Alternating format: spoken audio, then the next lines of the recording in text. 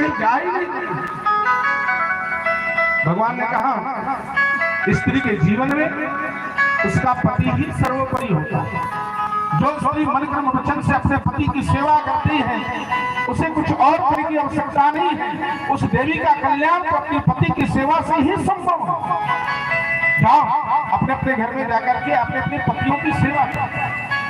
और देवियों, किसी भी परिस्थिति में अपने पति का त्याग स्त्री को नहीं करना चाहता। पति चाहे जैसा है।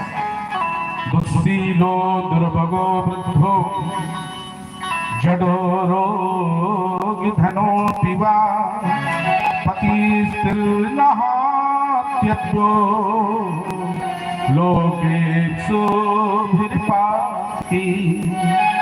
पति निर्धन है, पति बूढ़ा है, पति गरीब है, पति रोगी है, पति दुष्ट है, किसी भी स्थिति में पत्नी को पति का त्याग नहीं करना चाहिए। तुम जाओ अपने अपने घर में जाकर के अपने अपने पतियों की सेवा करो।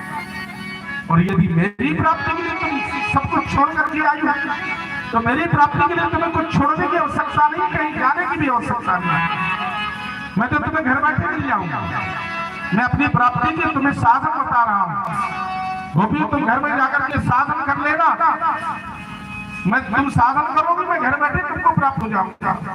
भगवान ने अपनी वाणी से गोपियों को अपनी प्राप्ति के साधन बताए और इन साधनों को हम भी ध्यान से सुने।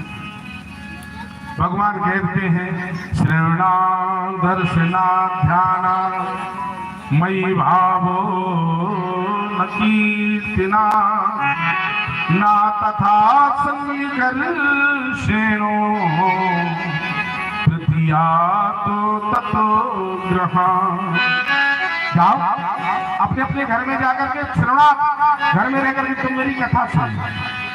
भगवान कह रहे हैं तुम कथा सुनोगी, मेरी कथा सुनोगी, तुम्हें कथा सुनने से प्राप्त हो जाता। ये कथा जो आप लोग सुन रहे हैं, ये कथा कोई ऐसी वैसी कथा नहीं है। इस कथा को सुनने के उपरांत आपको भगवान मिलेंगे। ये मैं नहीं कह रहा, ये भगवान के शब्द है। देवियों, जाओ घर लौट जाओ और अपने अपने घर में जाकर के तुम घर बैठ करके मेरा दर्शन करना। मैं दर्शन करने से तुम्हें प्राप्त हो जाऊंगा। ध्यान, तुम घर में जाकर के मेरा ध्यान करना।